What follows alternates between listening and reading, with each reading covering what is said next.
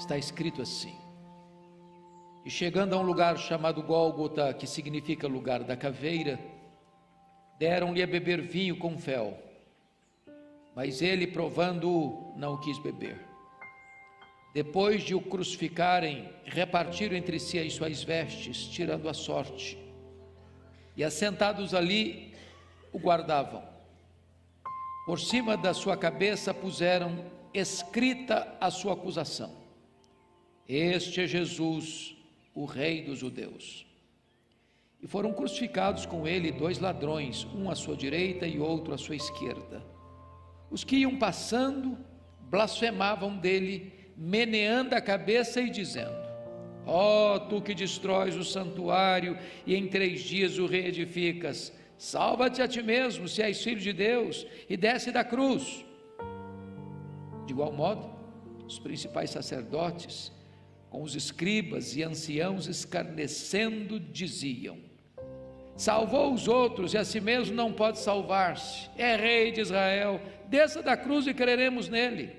Confiou em Deus, pois venha livrá-lo agora, se de fato lhe quer bem, porque disse: sou filho de Deus.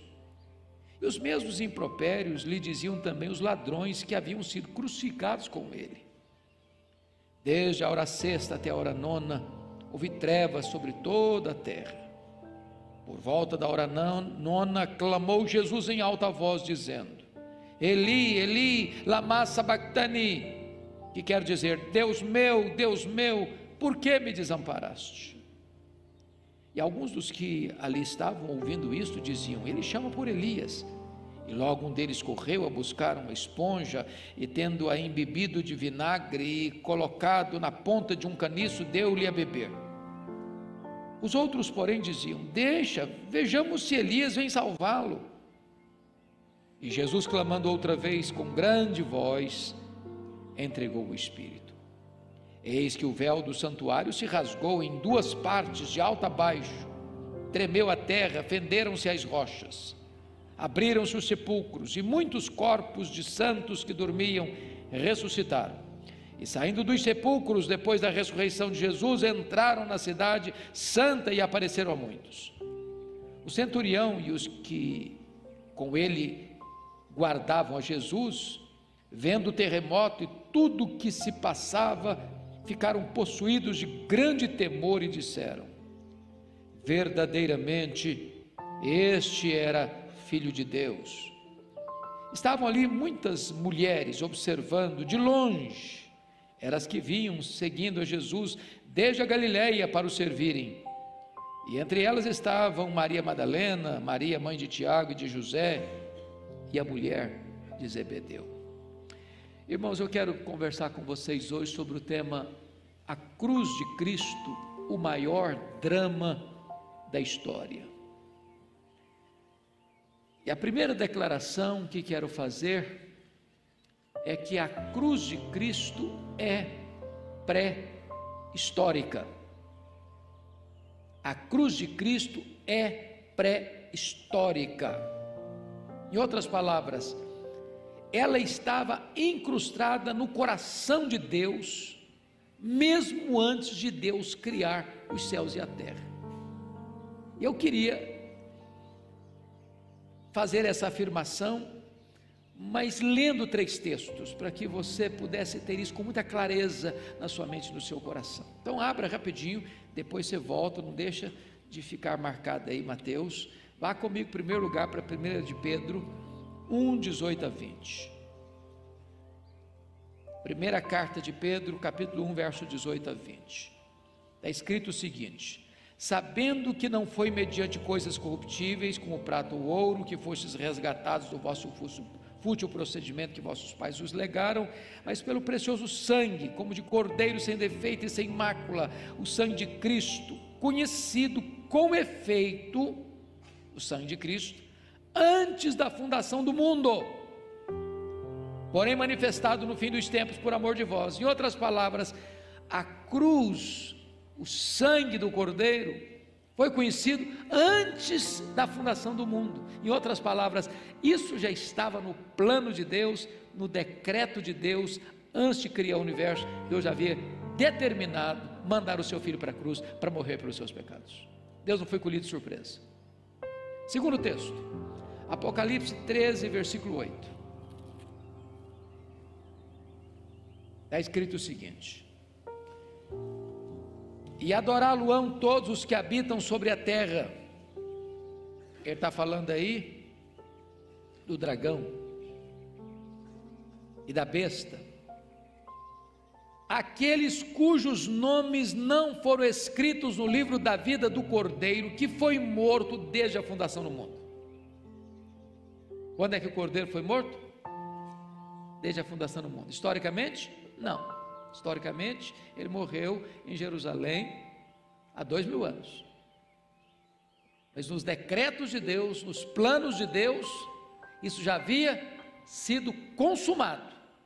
O que aconteceu no Calvário foi a consumação desse plano eterno, já estabelecido por Deus. Terceiro texto, Atos dos Apóstolos, capítulo 2, verso 23.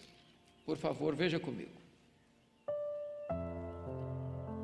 Está escrito o seguinte: Pedro, pregando em Jerusalém, disse: sendo este Jesus entregue pelo determinado desígnio e presciência de Deus, vós o matastes crucificando por mãos de iníquos. Os homens mataram Jesus há 2000 anos com mãos de iníquos, mas Pedro diz que Jesus foi entregue pelo determinado desígnio e presciência de Deus.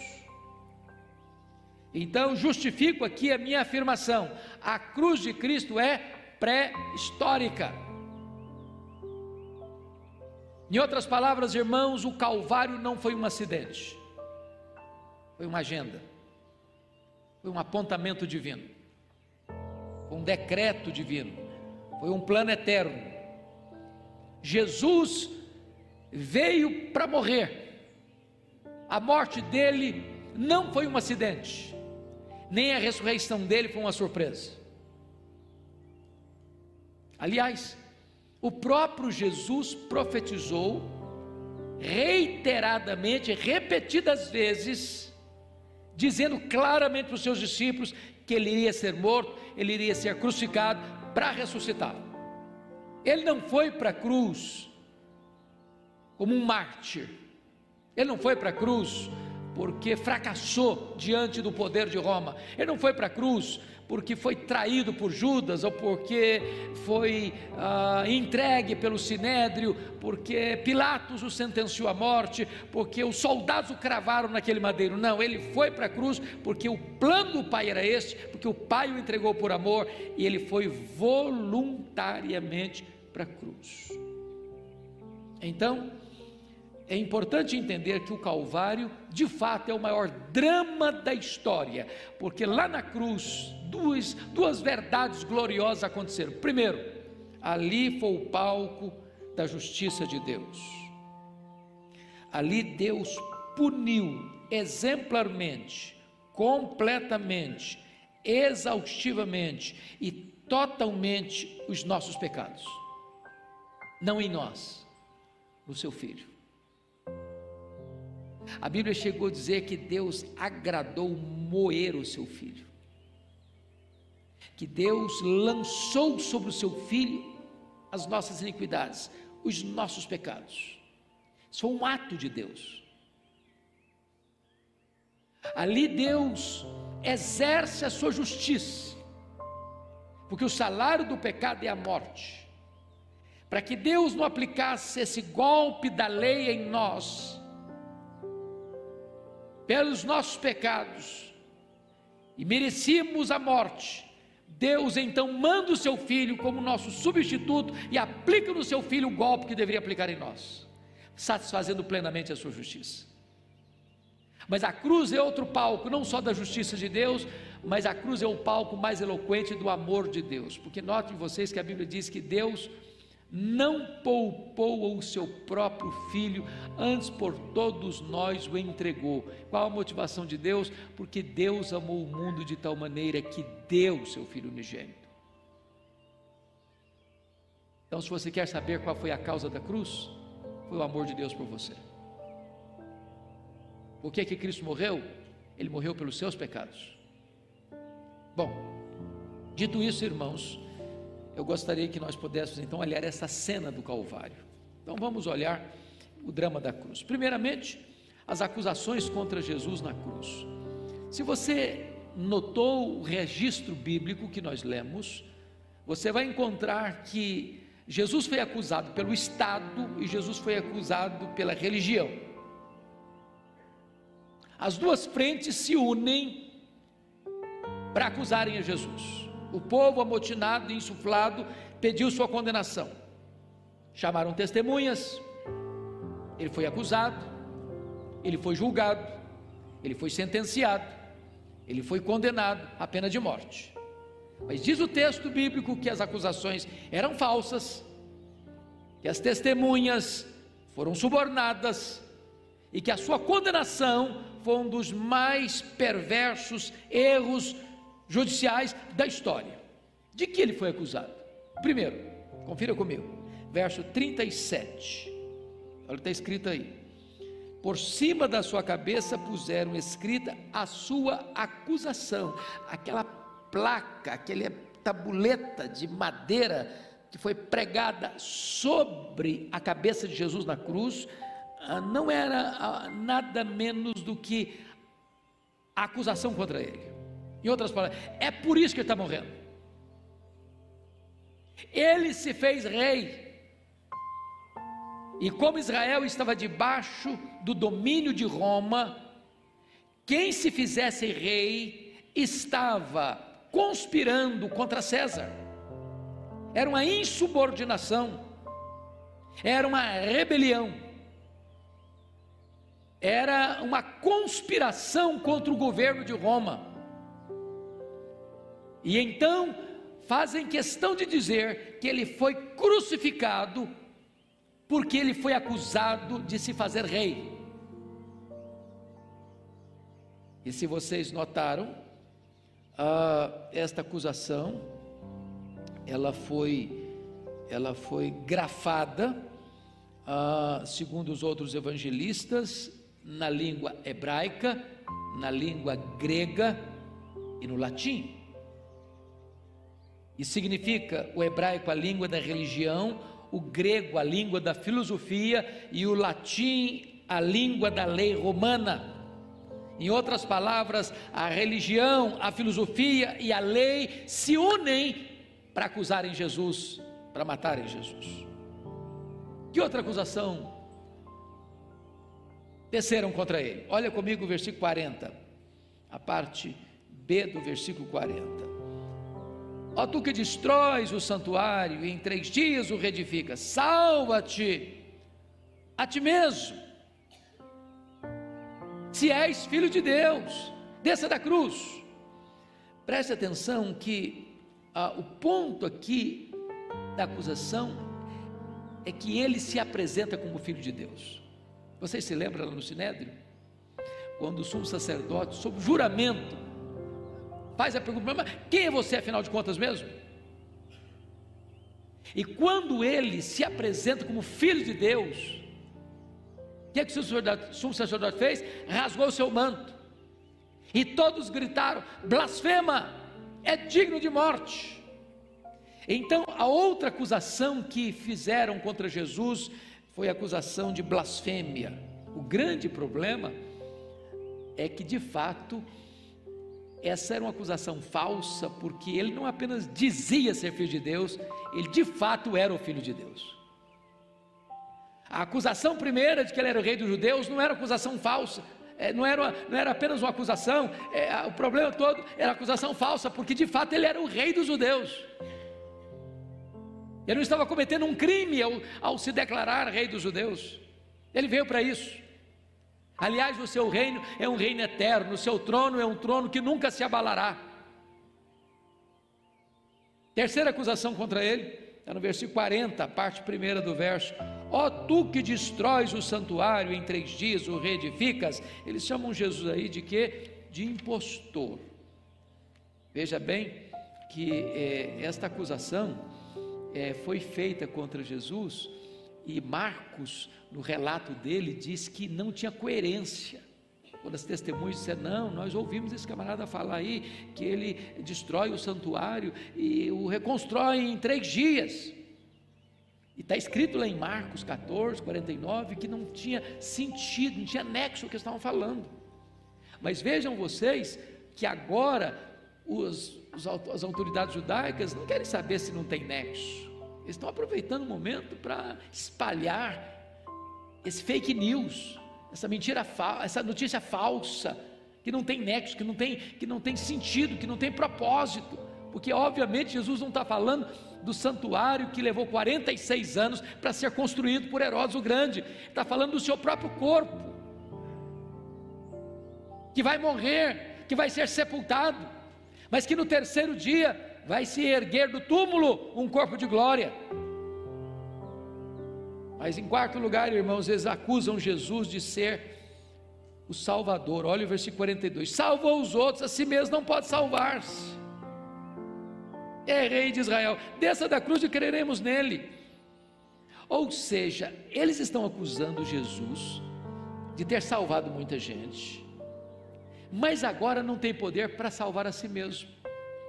Estão dizendo que Jesus é um impostor, impotente, fracassado, derrotado, que teve muito poder enquanto estava ajudando os outros, mas quando se trata de socorrer ele mesmo, ele não tinha esse poder, ele não tinha essa capacidade de descer daquela cruz, de manifestar milagre ali diante deles. Mas notem mais, Jesus foi acusado de usar indevidamente o nome de Deus. Olha o verso 43 comigo, confiou em Deus, pois venha livrá-lo agora, se de fato lhe quer bem, porque disse só o Filho de Deus. Olha a ideia que eles tinham de Jesus, de um embusteiro, de alguém que se põe numa posição que não tem direito de usá-la.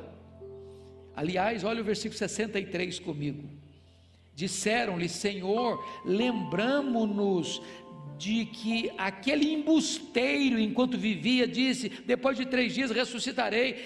Ou seja, eles acusam Jesus de ser um embusteiro, um enganador. Todas essas acusações foram levantadas contra Jesus no drama do Calvário, no drama da cruz. Vamos ver agora em 2º lugar, irmãos, o drama da cruz, o desamparo de Jesus naquela cruz. Por quem Jesus foi desamparado?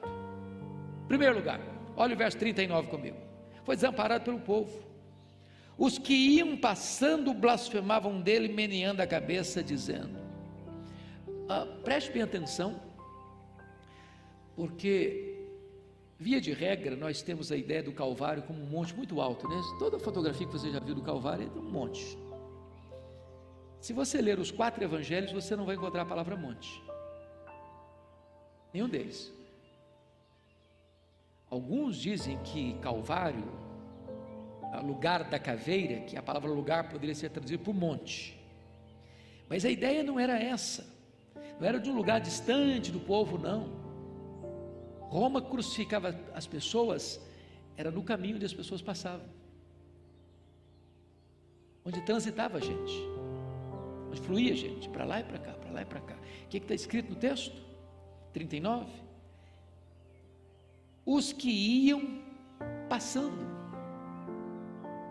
Você se lembra que a festa da Páscoa, a cidade de Jerusalém está quintuplicadamente povoada, gente passando, para lá e para cá, e olhando, na beira da estrada. O que estão fazendo? Enendo a cabeça, fracassado, derrotado, sofrendo as consequências das suas loucuras. Ele está sendo escarnecido pelo povo, talvez o povo que viu seus milagres, talvez o povo que recebeu benefícios dos seus milagres, abandonado pelo povo. Segundo, Jesus foi desamparado pelos líderes. Olha o verso 41 comigo. De igual modo, os principais sacerdotes, com os escribas e anciãos, escarneciam.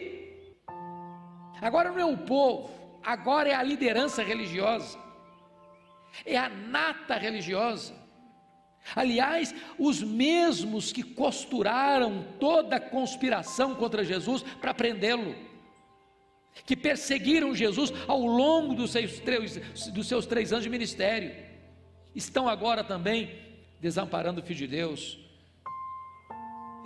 escarnecendo e zombando dele. Terceiro, Jesus foi desamparado também pelos ladrões que foram crucificados com ele. Olha o verso 44 comigo.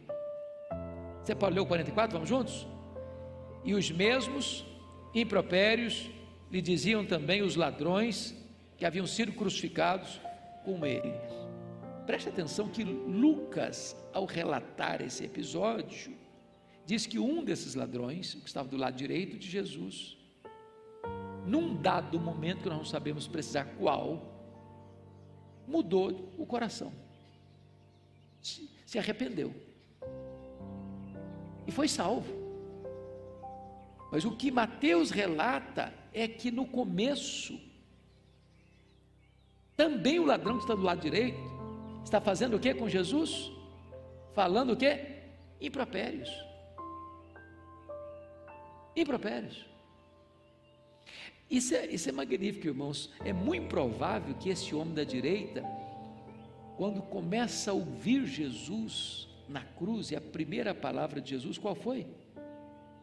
Pai, perdoa-lhes, porque não sabem o que fazem. O coração dele foi quebrado, porque a segunda palavra de Jesus na cruz foi para ele, quando ele disse: Senhor, lembra-te de mim quando vieres do teu reino, em verdade de que hoje mesmo estarás comigo no paraíso. A gente não pode desistir de esperar a conversão de uma pessoa, ainda que no finalzinho da vida. A gente não pode desistir de esperar a conversão de uma pessoa, mesmo que ela tenha vivido a vida inteira na contramão da vontade de Deus.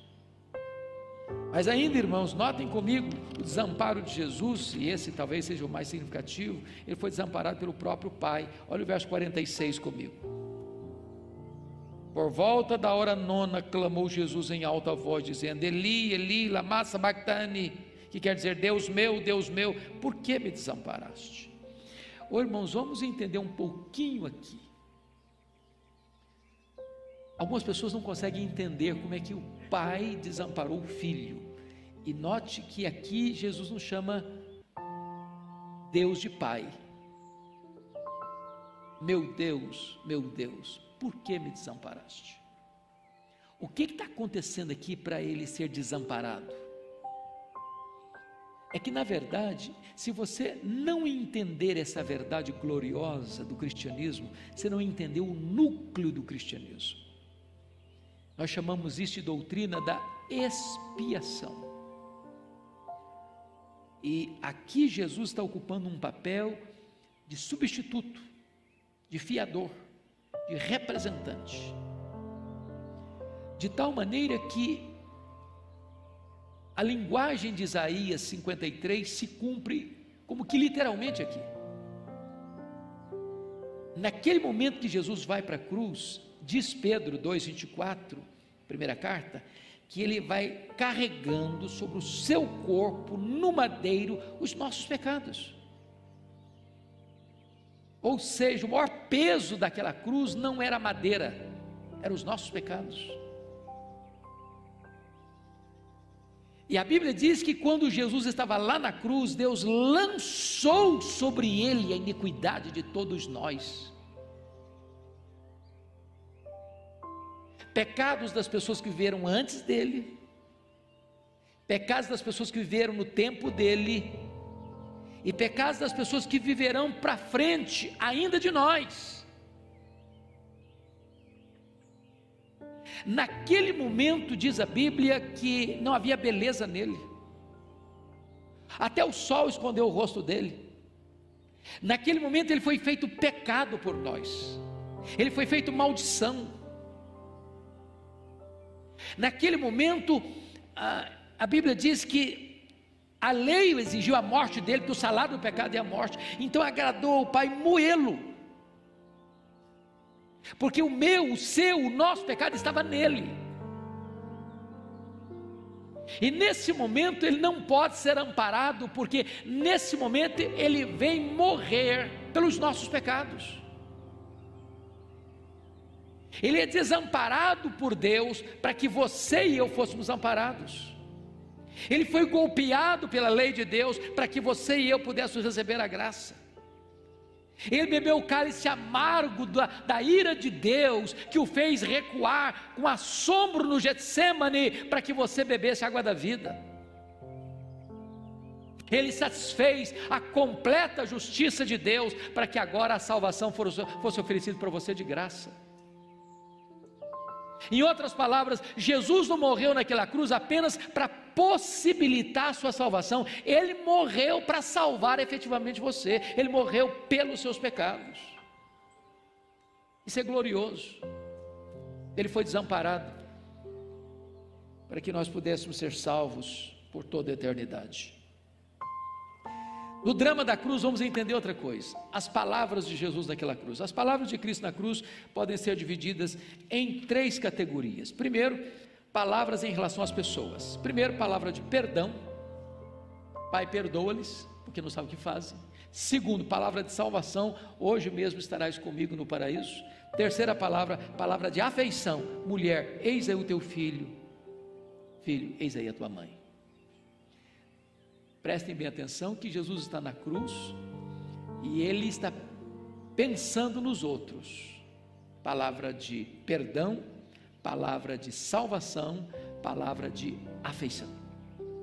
Depois nós temos na cruz as palavras de Jesus em relação a Deus. Primeiro, palavra de desamparo: Deus meu, por que me desamparaste?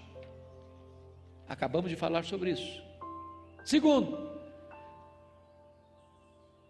terceiro, agora as palavras em relação a si mesmo. Primeiro, palavra de agonia: tenho sede. Segundo, palavra de vitória: está consumado. Terceiro, palavra de rendição: Pai, nas tuas mãos eu entrego o meu espírito.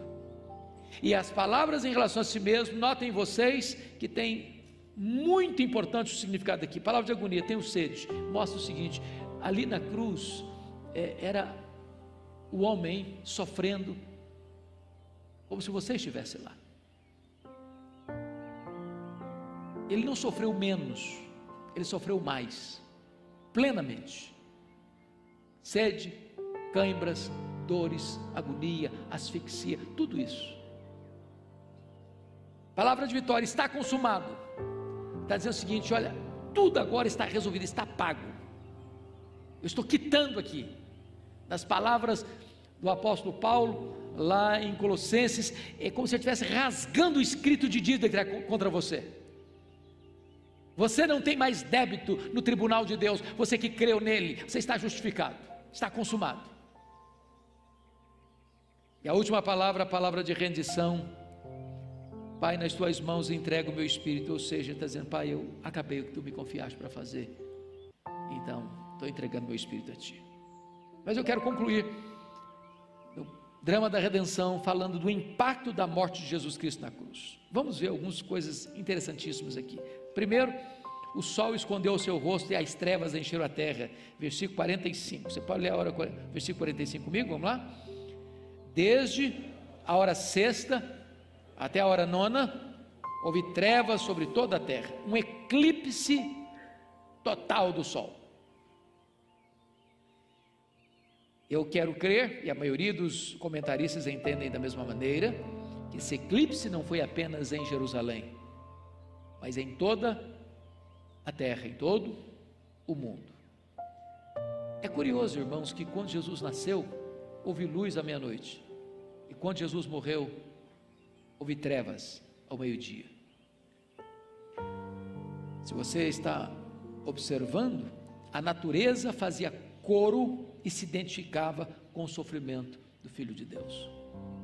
Segunda coisa, acabou a hierarquia espiritual. Veja o versículo 51 comigo, vamos ler juntos? 51.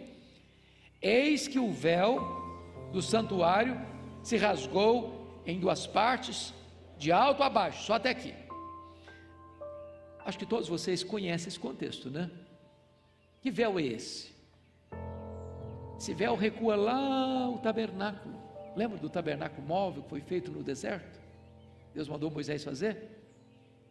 E tinha um pátio, tinha um lugar santo, e tinha um lugar santíssimo. que havia uma cortina que separava o lugar santo do lugar santíssimo. No lugar santo os sacerdotes podiam ir. Lá tinha a mesa dos pães da proposição, lá tinha o altar de incenso e lá tinha o candelabro, as luzes. Mas entre o lugar santo e o lugar santíssimo, o santo dos santos, ficava uma cortina grossa. Só o sumo sacerdote podia entrar para além daquela cortina, onde ficava a arca da aliança, uma vez por ano, para fazer expiação para os pecados do povo. Quando essa cortina parte, não de baixo para cima, mas de cima para baixo, está dizendo o seguinte: acabou o sistema judaico, acabou a matança de cordeiro, acabou a necessidade de você precisar ir a um sacerdote para que esse sacerdote represente você diante de Deus. Acabou agora qualquer mediação humana na sua relação com Deus. O véu foi rasgado de alta a baixo, significa o seguinte: todos nós agora temos livre acesso à presença de Deus. Todos nós fomos constituídos em sacerdotes, que temos livre acesso à presença de Deus. Louvado seja o Senhor. Que verdade bendita. Resultado da morte do Senhor Jesus Cristo. Mas em terceiro lugar, irmãos, versículo 51b diz que tremeu a terra, e em outras palavras, abalou e mudou as estruturas engessadas. Você se lembra que quando a lei foi dada, o Monte Sinai tremeu também, mas quando Jesus morreu, tremeu a terra. É um abalo sísmico, e isso revela para nós, meus amados irmãos, que com a morte de Cristo, toda a estrutura que parecia sólida é abalada, é afetada por este glorioso evento da morte de Cristo. Estruturas políticas, estruturas econômicas, estruturas sociais, estruturas morais, estruturas religiosas, estruturas espirituais, tudo isso foi abalado por este maior acontecimento da história, a morte de Jesus Cristo naquela cruz. Quarto, destruiu a dureza das pedras, porque o verso 51 termina dizendo o seguinte: e fenderam-se as rochas. Não apenas rochas, mas os homens pedra também foram abalados. E eu acho isso glorioso, porque agora você vê a conversão de um Saulo de Tarso violento, agora você vê a conversão de um Agostinho de Hipona devasso, agora você vê a conversão de um Martinho Lutero religioso idólatra, agora você vê as pessoas menos prováveis se rendendo aos pés do Salvador, e a dureza do coração do homem é quebrada, como aquelas rochas se fenderam no dia que ele morreu na cruz do Calvário.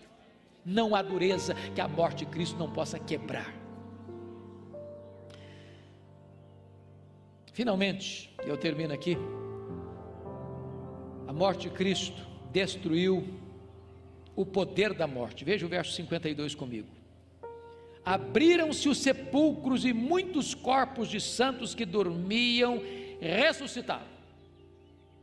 Preste atenção numa coisa.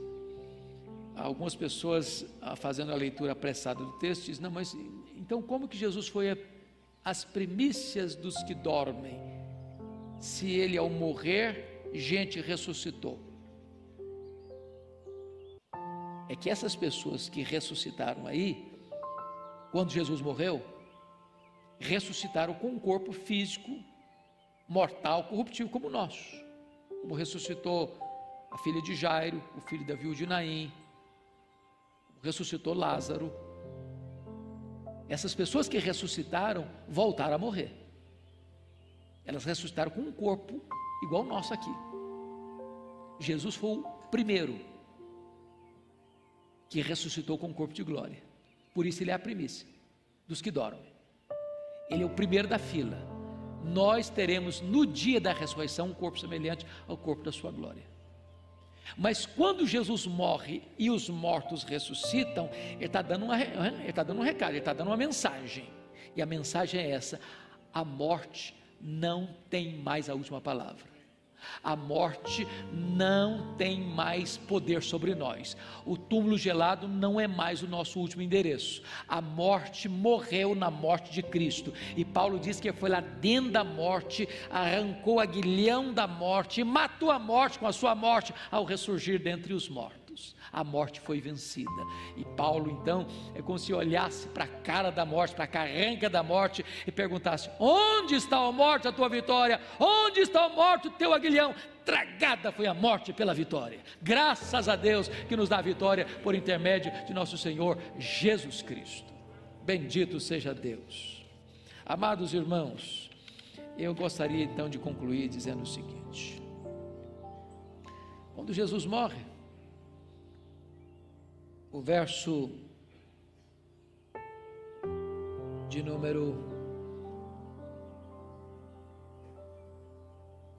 54 nos informa que o centurião, quem era o centurião?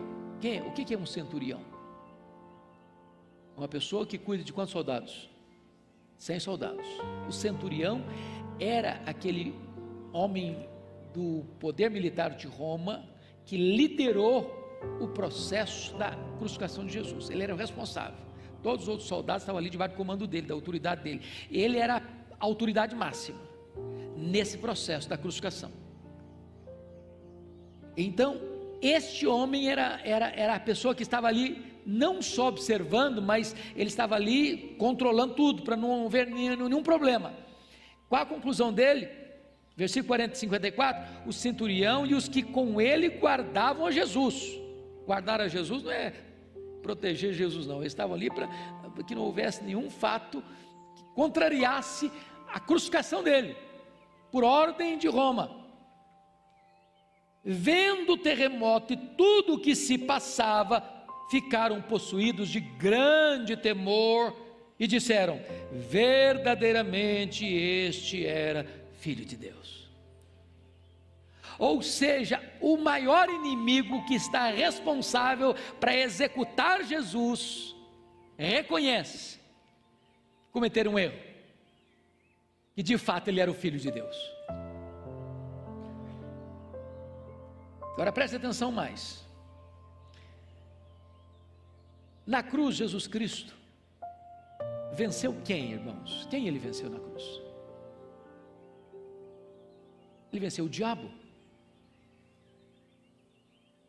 Qual foi a profecia de Gênesis 3,15? Da semente da mulher nascerá aquele que é o quê?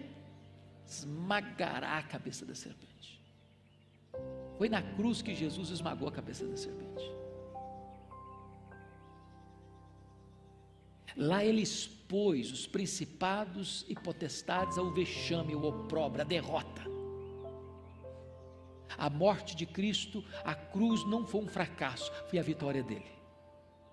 A vitória dele. Mas prestem atenção que na cruz Jesus Cristo nos justificou, nos perdoou, nos reconciliou com Deus e nos deu a sua paz. A cruz de Cristo é a nossa morte para o pecado. A cruz de Cristo é a nossa mensagem. A cruz de Cristo é a nossa própria glória. Paulo diz: eu não vou me gloriar em nada mais senão na cruz de Cristo. Paulo diz: não vou pregar outra coisa a não ser Cristo e este crucificado. Talvez nós pudéssemos dizer, como nós cantamos: eu amo a mensagem da cruz. Vamos orar ao Senhor.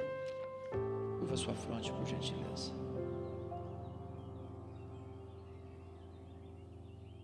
Ó Deus, o que nós te pedimos nesta noite é que tu abras os olhos da nossa alma, para nós entendermos a enormidade do teu amor por nós. As palavras mais eloquentes não seriam suficientes para descrever este amor, porque tu planejaste isto lá antes de tu criares os céus e a terra. A cruz nunca se afastou dos teus olhos, do teu coração. Mesmo com a rebeldia, mesmo com a desobediência, mesmo com a dureza do nosso coração, tu mantiveste o teu plano, sem mudar uma vírgula. E então a tua palavra diz que na plenitude dos tempos Jesus Cristo veio, nascido de mulher, nascido sob a lei, e ele nasceu para morrer, ele nasceu como cordeiro que tira o pecado do mundo, cordeiro que foi morto, mas está vivo pelos séculos dos séculos. Ó meu Deus, não deixe que o nosso coração se afaste da mensagem da cruz, não deixe que os nossos olhos se percam nos brilhos deste mundo, sem deixar de olhar para a cruz. Ali está a nossa vitória, ali está o nosso triunfo, ali está a nossa esperança, ali está a nossa própria glória, ali está a nossa mensagem, ali está a razão da nossa vida, porque foi naquela cruz que ele verteu o seu sangue para nos limpar do pecado e nos reconciliar contigo. Agora rogamos-te, Deus, aplica esta palavra ao nosso coração aqui nesta noite, para que saiamos daqui debaixo deste refúgio bendito e eterno, o refúgio da cruz. Assim oramos, em nome de Jesus.